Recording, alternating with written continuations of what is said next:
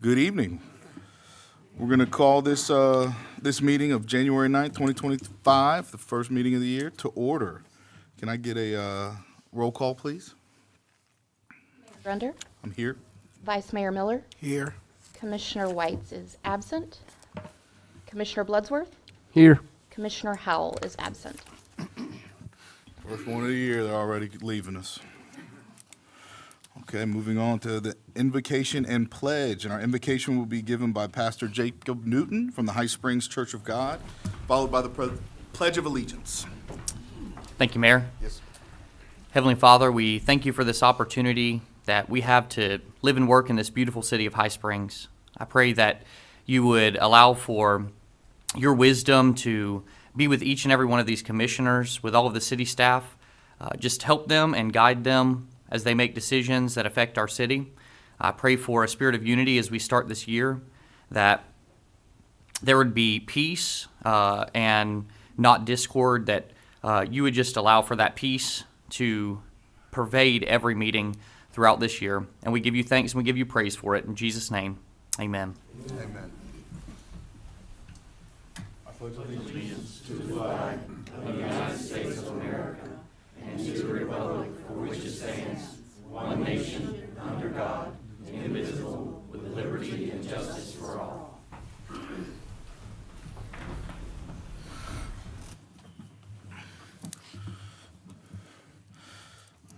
And I'll take a motion for the approval of the agenda. I make a motion that we approve the agenda. Mr. Mayor, sorry, it's got to be a second. I second. Before you approve the agenda, I'm requesting that the wastewater discussion be tabled to next meeting when all the commissioners are here, and Mid-Tower, who's the consultant, is requested to do a workshop to provide some additional details for it. Okay, and that's new business item 2. Correct. Okay, so we have a motion and a second. Do we let that? Oh, Yeah, you have to amend the motion. All right, I want to amend the motion to take item 2 off of new business. I can second that. H2, right? yes, sir. All right, it's been properly moved and seconded to approve the agenda minus new business item 2. All those in favor say aye. Aye. All those opposed? There you go. Moving on to approval of consent agenda. Minutes of the December 12th, 2024 commission meeting. I make a motion that we approve the consent agenda. Second. Been properly moved and seconded. All those in favor of approving the consent agenda, say aye. Aye. All those opposed, same sign. We have no special presentations for tonight. We'll move on to item F, discuss, consider, and act on ordinance 2024-09. Mr. Mayor, this is ordinance number 2024-09, an ordinance of the City of High Springs, Florida, amending the Code of Ordinances of the City of High Springs, Article 5, Boards, Commissions, and Authorities, Division 7, Mayor's Youth Council, providing for severability, repealing all ordinances in conflict, and providing an effective date.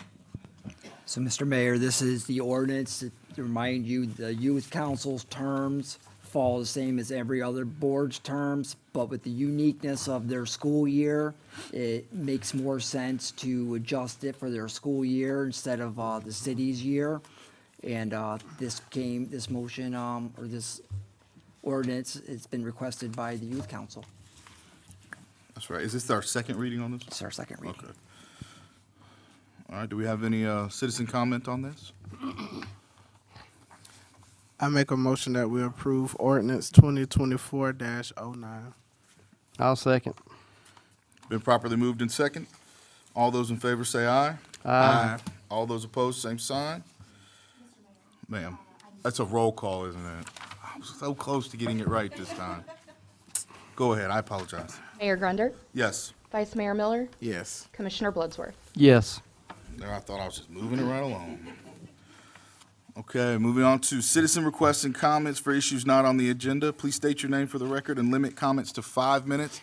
And we will not be giving any commissioner feedback until the end of all citizen comments, at which time we will answer any questions that the commissioners deem that they would like to answer. Julie Tapia Ruano. I am the regent of the Gainesville chapter, Daughters of the American Revolution. Today, January 9th, is Law Enforcement Appreciation Day, and many of my members are presenting things to law enforcement. I happen to live in High Springs. So, dear law enforcement of High Springs Police Department, today is the day we set aside to thank you for your service and to consider prayers for your safety on and off the job. We need you, we thank you, we support you. With grateful hearts, the Gainesville chapter Daughters of the American Revolution, also known as DAR, salutes you. Julie Tapia Ruano, Regent, Gainesville chapter, and we have 2 pounds of fudge, if Captain Shepard or officer wants to deal, and Mr. Mayor, and if Mr. Howell want to fight you for it too. You have to go after the High Springs Police for it. So thank you and you're welcome. Thank you so much.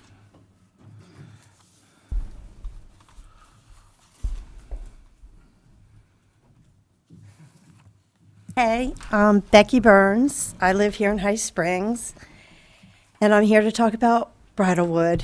I have a history background in land surveying, engineering technician, graphic design, marketing, advertising, real estate broker. So everything about Bridalwood touches me. It's going to affect my property in High Springs. So with that being said, I wanted to bring and call to your attention that I believe the developer missed a crucial first step in your codes and ordinances of the City of High Springs, and that would be the Section 11-1505 notice. I believe he is out of compliance and that they have skipped, when they did their mailings, that they have left names off of the mailing addresses pertinent to that notice, which was supposed to occur before any of this got to this point. So it needs to be remedied. I've got the mailing labels that Kristen Adkins at the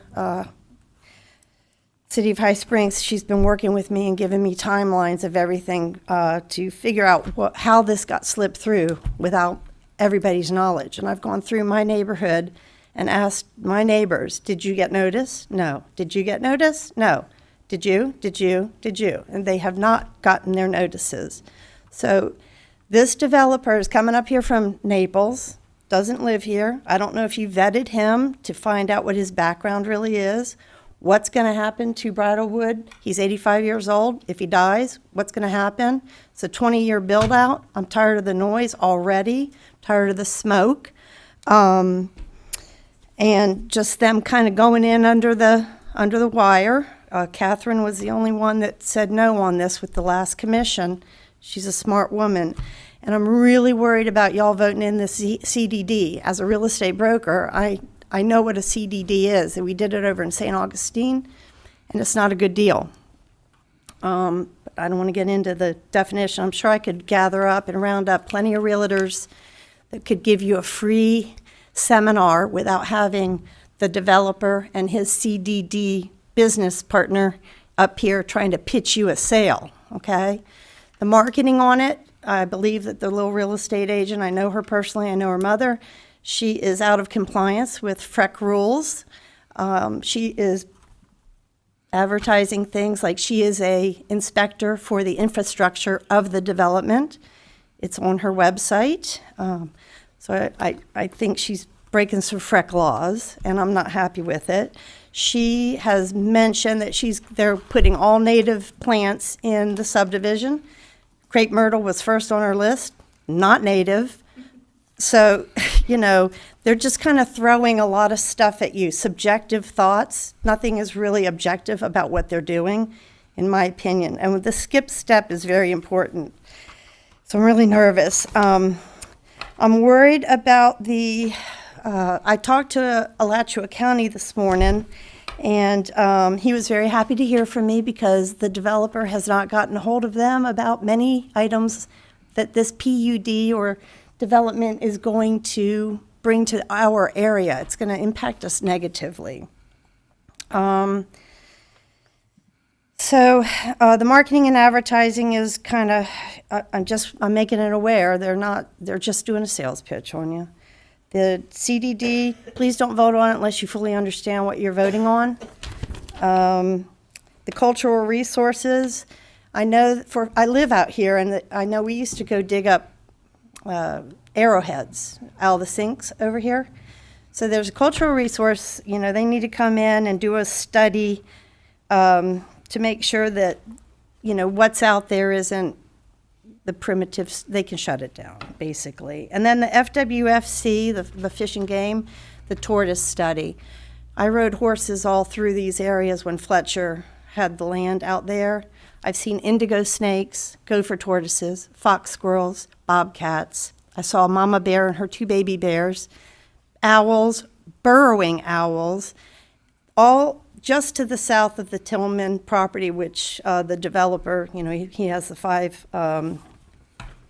lots or 5 parcels that he bought that's going to make up the subdivision. And then really, I've been doing these little graphics and putting them on Facebook because I was a cartographer, surveying. And this area over here where they're saying they're going to give you a school, it's under a power line. So I'd like to speak more about it when it comes up, but I'm airing my concerns. Absolutely. Thank you.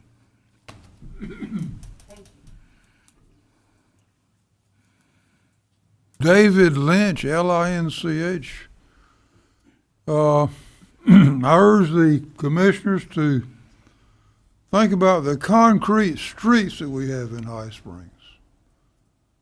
If you don't know about it, get out and walk around and look at the old concrete streets that we have. They're beautiful. They have the small colored rocks in the concrete. These were put down before I was born, and I'm 82 years old. And you just recently paved over one right over here. I was a truck driver, long-distance truck driver for 13 years. I drove in all 48 states in Ontario and Quebec. And when I wasn't driving, I went for long walks. And I haven't seen any concrete streets like the ones we have here. So think about it when you start paving over these concrete streets. They could go on the historical register.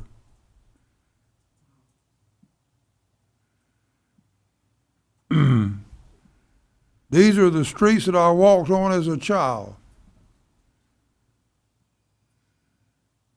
Moving on to another subject, the commissioners are fully aware that High Springs Brewing is using the High Springs name to promote a product that kills 7,000 people each day. And the commissioners are fully aware that the Surgeon General recently recommended that all alcoholic beverages carry a cancer warning. Thank you.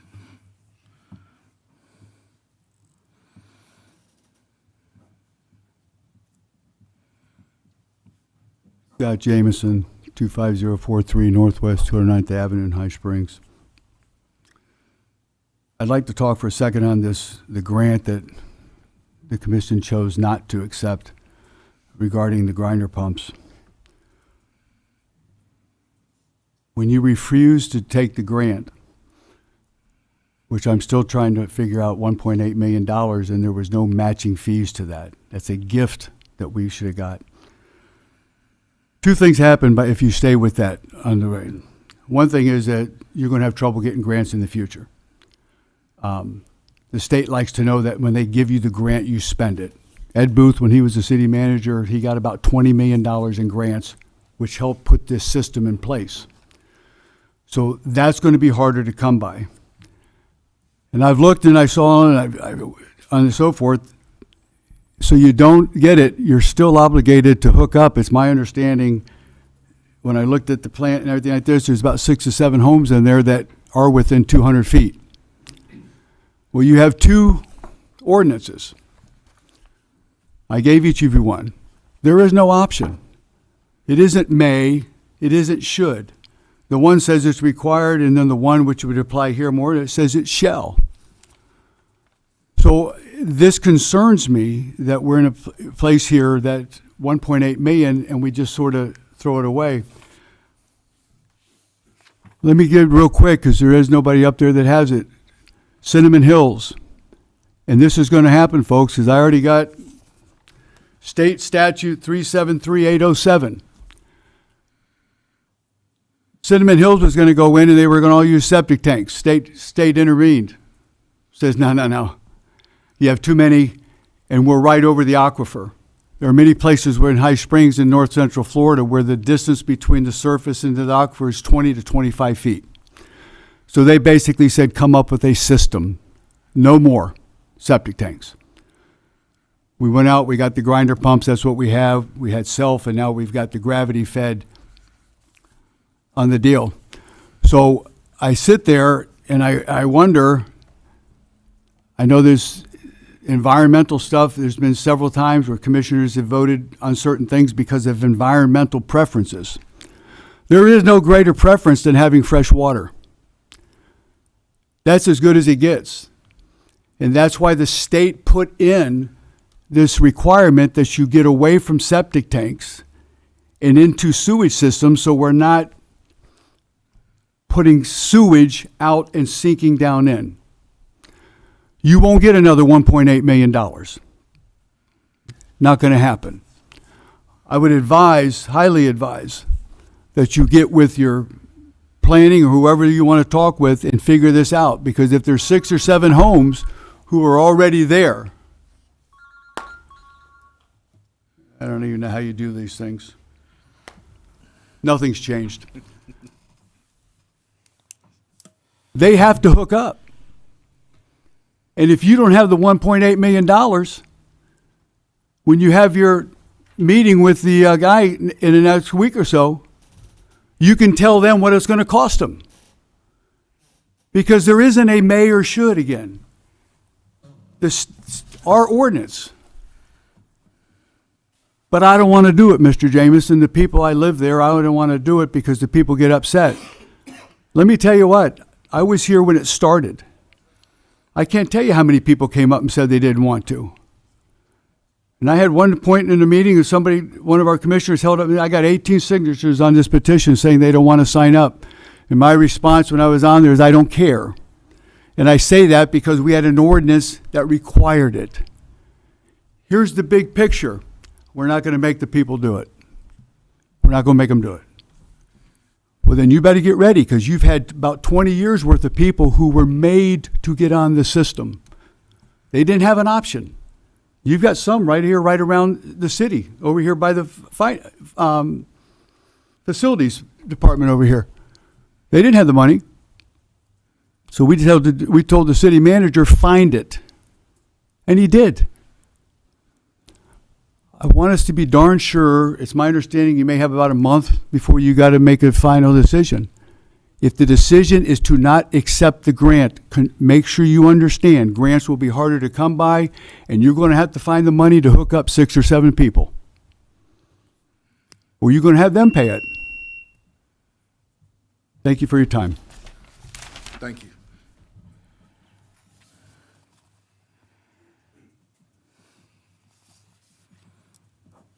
Good evening, Commission. Very electrical today. Brian Bisher, High Springs. Got a few different items that I just want to bring to your attention. I attended a legislative delegation hearing today at Santa Fe College. Very informative. Our representatives, state representatives were there, as well as state senators. Listening to municipalities and agencies about what their requests would be in the upcoming legislative session. So it provided a crucial opportunity to network and lay the groundwork for future funding requests, and particularly wastewater. This was actually brought up as a key issue by the municipalities that were present, Archer, Alachua, Hawthorne, Newberry, and they all identified the rising cost of wastewater treatment as a significant challenge to their budgets and constraints because of the population growth.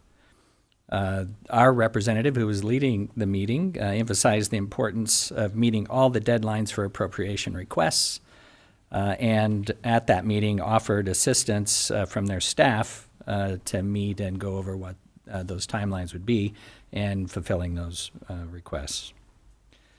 As you guys know, wastewater treatment's getting pretty darn expensive. The city of Newberry stated that when they first started on the program, it was about $2.50 a gallon. It's now about $65 a gallon. So it's huge cost, and it's bearing down on us quickly. Which kind of brings us to the growth in our city. Bridlewood, I know that's been mentioned. I know I attended the workshop that we all had here and noted some pros and cons with more emphasis on the cons. I've had some experience being on something that's analogous to CDD as a board member for 20 years, and so I see what happens within that type of organization. And I got some new information since that meeting. I found out City of High Springs, I guess you're not obligated to maintain the roads and stormwater treatment basins within that development, which means there's really no benefit to the city to approve the CDD because the roads would be remain private, would be maintained by an HOA or similar entities. So my recommendation, I guess, given the lack of benefit to the city and additional financial burden on future homeowners, I believe approving a CDD would be detrimental. It primarily benefits the developers while increasing housing costs and reducing desirability. And then my last item is an update on Mill Creek Sink in Alachua, which what brought me here initially. Just wanted to give you an update that Suwannee River Water Management District issued a request for additional information to the developer of Terra Forest West, listing 28 items needed before project review. Why is this significant? Well, to me, it's a major shift in SRW&D's approach from rubber stamping developments and to prioritizing water quality as a significance and impacts to that as significant.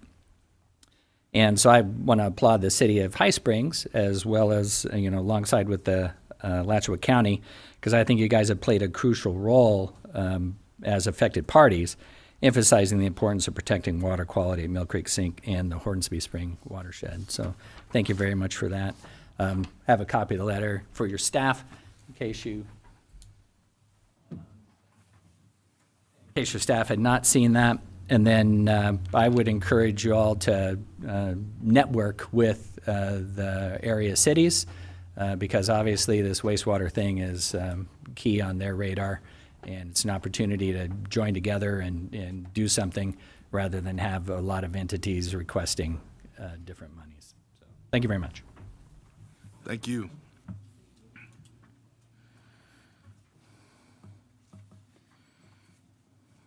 Hello, Jennifer Appleby, High Springs Parks and Rec. I'm going to turn it over to Linda. We have an exciting ceremony or something like that. I don't know what's exactly the word you'd call it. Ceremony for January 20th. So I'll let her take it over. Go. So thank you very much, Mayor Grunder. How are you? And commissioners and everyone here. Jamie is helping me by passing out a little flyer with information about this upcoming event. And I thank Kevin for making this poster on a very fast way.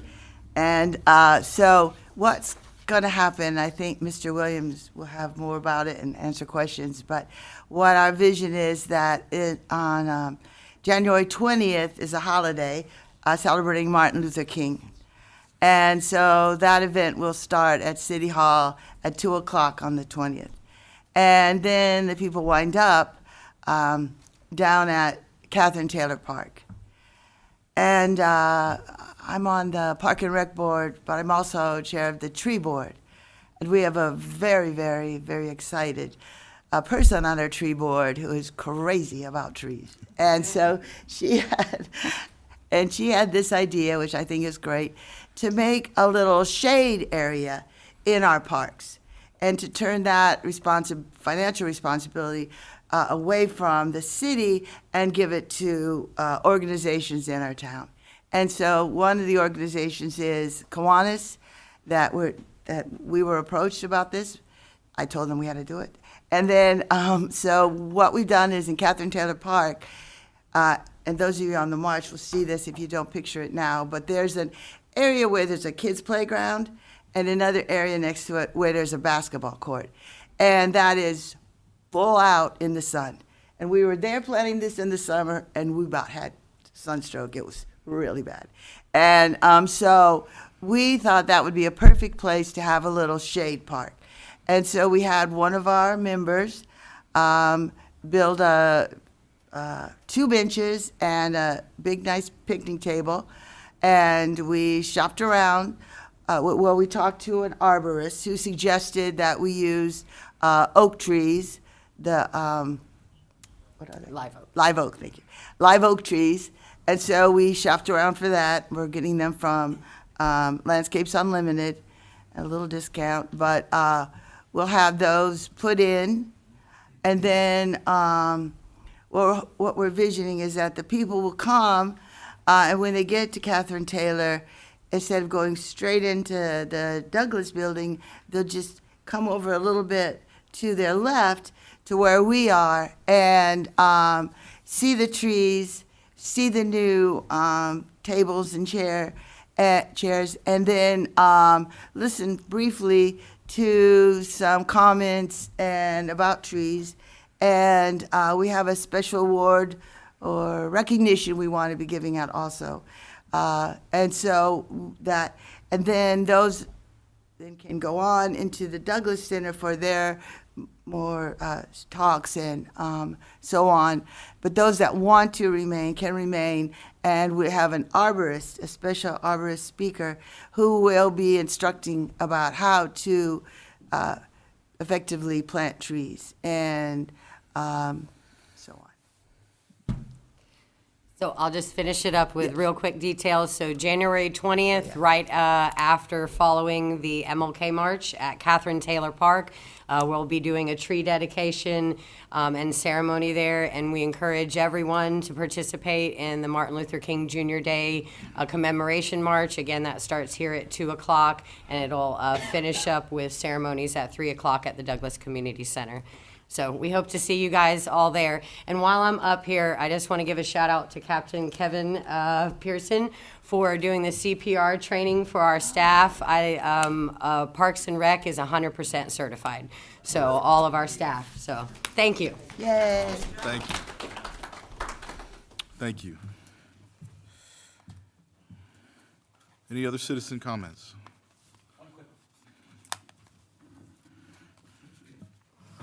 Sean Coles, High Springs. I was just reading Alachua County Today just a few days ago, and on the front page it said, county targets truck traffic with over 240 new no truck signs. And it got me to remember that it wasn't about a year ago that there was some discussion about trying to reroute the trucks off of US 27 right before Bev's drive-through there. And I just wondered if that was still on the table, if there's any possibility that that is going to happen. Just curious, just wanted to see if that was still in discussion with the DOT. I know that that was a Department of Transportation issue, but I know it was a hot topic not too long ago, and I just hadn't heard anything about it. Thanks for your time. I don't know. I don't know if we had any more. We've had a lot of turnover since then. May I, Mr. Yeah, Mayor? absolutely. So we have talked to DOT very little, but we have had conversations about what was just discussed. We're talking about it, but I'm not really hopeful, to be honest. To be honest, I'm just not hopeful. It's a DOT thing, and we're trying, we're advocating. Whether they do it or not, it's on DOT. Yeah, they know we want it. I mean, I know They that's want for it. sure. We want it bad. They know we want it bad. Anything to stop those semis from turning. Any more citizen requests or comments? Commissioners, do you have anything you would like to respond to anyone who spoke? I do appreciate everybody coming out and speaking tonight, and we will look into the ordinance stuff as well. Absolutely. We want to make sure that, I don't know that there's much we can, I'll be flat out and honest, from my opinion, I don't know there's much we can do against Bridlewood, but the one thing we sure can do is make sure that they follow the rules and regulations that are put before them moving forward. Well, we'll see. Okay, moving on. Moving on to new business. Discuss, consider, and act on the facility fee waiver application from the Douglas Historical School Society Incorporated. And that's a very odd sight, seeing you on that side instead of right next to And me. when y'all was voting, I wanted to say yay. I'll get rid of the habits. Yes, sir. As you said earlier, we'll be having our Douglas ceremony on the 20th. We'll start here at City Hall at 2. We'll leave about 2:30 and march down to the Douglas Center. And we're asking for y'all to waive the fee for us to have a nice program inside instead of being out in the weather this time, if possible. I don't see how that's not possible, but that'll be up for a motion, I'm sure. I make a motion that we waive the fee for the MLK event. I feel like it's the least we can do because all the other cities, Alachua sponsors dinner. They're sponsoring way more than that. Yeah. So, I am all game for it. I feel like I make a motion that we waive the fee for the facility. Second. Is any comments from the audience? No. I didn't hear that. So, I agree. So with that being properly moved and seconded, all those in favor say aye. Aye. All those opposed, same sign. Okay, I want to say thank you, and all of y'all are invited, please, to come join us. And they are sponsoring Vicky Windman to be here. Yes. Okay. Hint, hint. And now you sit on that side, you can advocate for all that. Good to see you, sir. All right, moving on to the city attorney report and update. We really appreciated y'all coming out to our ethics training. I hope you guys had a good time. I know ethics is a bit dry, but we loved having you. Nothing new to report on our end. We're working with Mr. Marshall on a couple of different things coming down the pike. So that'll be sitting on your desk here pretty soon. And that's pretty much it for me. All right, moving on to the city manager report. Very short. Again, thank you to Captain Pearson and members of the fire department who put on a CPR class for our staff. All Parks and Rec was there, a couple people from Public Works. And what made me happy about that was it's a chance to save somebody's life. You don't need a membership card to know how to do CPR. And if anybody's going to run in other than our police and our fire, somebody's going to run into somebody in distress, it's a good chance it's our Parks and Rec in our Public Works because they're the most out in there. I want to applaud the employees that took the time out of their day to go learn how to do CPR. And I want to let the community know that February 8th from 11 to noon at the Douglas Center, the fire department is doing another free CPR class. You can sign up or ask questions on the Facebook page. Did I get that right, Captain Pearson? And that's all I have. All right, thank you, sir. We're going to go on to commissioner comments and concerns. Mr. Bloodsworth? I'm good. Happy New Year to everybody. Happy New Year. So today is National Law Enforcement Appreciation Day. The employee of the week is actually a police officer. Officer Drew Wilson is our employee of the week. Next meeting, we will actually officially announce who is the employee of the year for 2024. So make sure y'all attend so y'all can see who will be the 2024 employee of the year. I just want to give a special shout out to Linda Tanner. At the last minute, I had to create a float to be in the parade, and I had nobody to drive me. And Linda Tanner decided that she would drive me in the parade, so we just want to say thank you to Miss Linda Tanner. That parade was absolutely fantastic, too. They do say it's the best one in Alachua County, and I agree. I would agree with that. For me, I don't have much. I just want to say Happy New Year. Thank you to all the employees and the citizens and everyone who came out tonight and continues to come out to make sure that we're doing our jobs efficiently and effectively. I will say, you're here, so Jennifer, I'm going to pick on you a little bit. We got a lot of cracks in the pickleball courts, and it makes my winning percentage go down. And my wife really likes to beat me, and so does my son. He's gotten better than me. Don't tell him I said that. But can we look at those and maybe see if there's something we can do to? And I will say, you go out there and it's fantastic. There's got to be 40 or 50 people at times utilizing 4 courts. So that might be something I might bring up. Maybe we expand a little bit on those. But no, I just want to thank all the staff and Happy New Year. And I'm very excited for 2025. And I'll entertain a motion to adjourn.